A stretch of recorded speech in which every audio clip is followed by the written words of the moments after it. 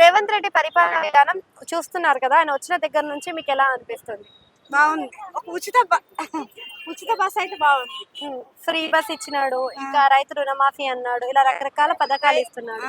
మరి ఈ పథకాల వల్ల ఉపయోగం, ఉచిత కరెంట్ ఇవన్నీ అందుతున్నాయా మీకు? అందుతున్నాయి. 500 రూపాయల గ్యాస్ అందుతుందా మీకు? సో ఇవన్నీ పథకాల వల్ల ఉపయోగం ఉందంటారా లేదంటారా? ఉన్నాయి.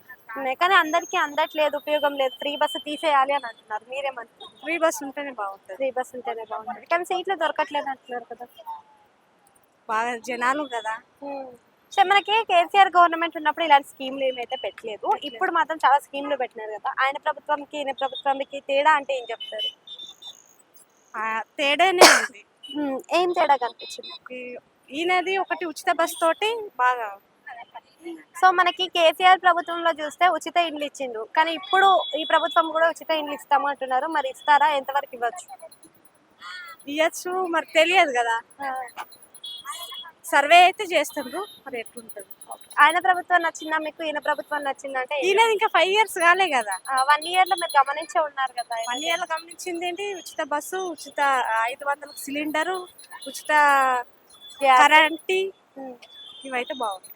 Thank you.